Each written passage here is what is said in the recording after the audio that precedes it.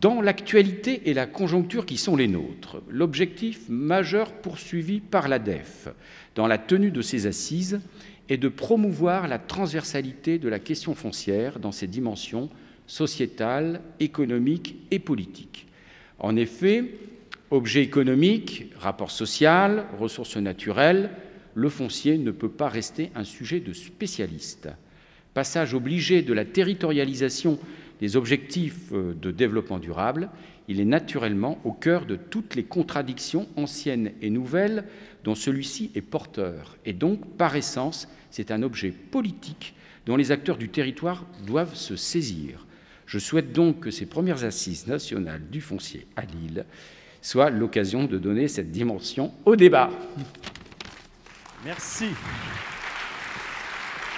Alors le foncier, oui, très tôt il y a eu l'EPF, puisqu'il y avait une friche industrielle sur 2 dans le Nord-Pas-de-Calais, et René vous en parlera mieux que moi, vraisemblablement. Et aujourd'hui, nous avons 2 ou 3 sujets majeurs à l'heure du développement durable.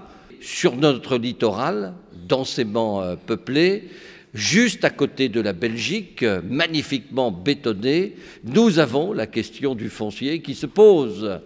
Et si nous n'y prenons garde, mutation oblige, et si nous ne faisons pas attention, ambition urbaine oblige, nous nous goinfrons de terres agricoles.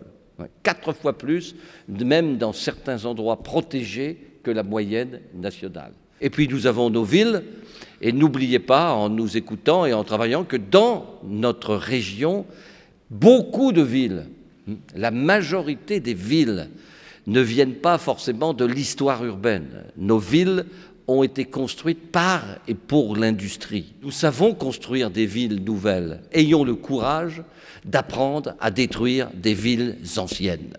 L'archipel noir qu'était le bassin minier, les villes du XIXe siècle, peut devenir, si nous faisons attention, si nous nous penchons sur elles, l'archipel vert et les villes du développement durable du XXIe siècle. Depuis 30 ans, nous avons, nous, à la communauté urbaine, l'habitude de tisser des partenariats, des formations, de bénéficier de l'expertise de l'ADEF. Et je crois pouvoir dire que vous avez pris une part active, justement, à la prise de conscience évidente, mais fondamentale de la question foncière au cœur du développement durable.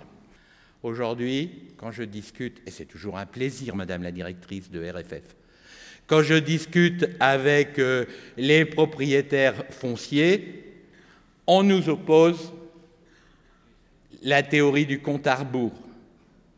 C'est-à-dire, on vient nous dire, il a beau être en UG, votre terrain, il a beau être en UF, il a beau être pollué, on ne regarde pas la pollution, on regarde en théorie le devenir d'une hypothétique modification du plan local d'urbanisme, et à partir de là, on fait le compte de ce qu'il vaut aujourd'hui. En clair, captation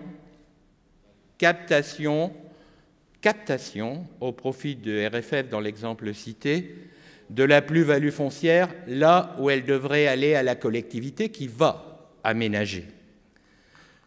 Voilà, je suis comme d'autres ici, je dirais comme tous ici, quels que soient nos grades et nos titres, un militant de la question foncière.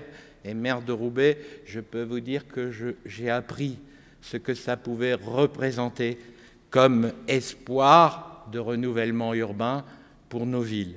Par contre, je veux que la question de la captation de la plus-value soit traitée dans son entier parce que c'est une question centrale qui remet la question foncière au cœur du débat politique qui commence en France. Merci.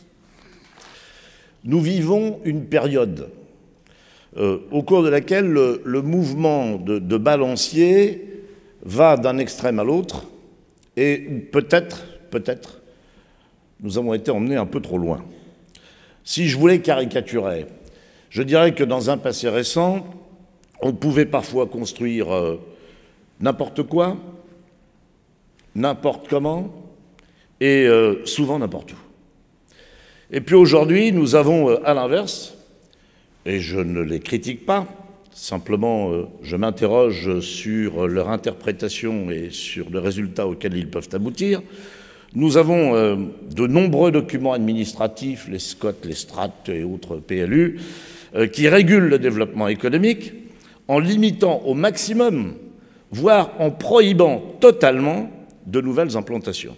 J'ai l'intention, je vous fais une révélation, d'entamer avec le monde agricole avec qui j'ai conservé certains liens, une véritable réflexion coordonnée, de manière à faire cesser cette espèce d'affrontement qui est entretenu quelquefois, bon, pour des raisons qui m'échappent, de manière à ce que nous soyons capables de vraiment d'avoir un même langage préservant l'outil agricole qui est important dans notre région et permettant le développement économique. Récemment, le président de l'Association des régions de France,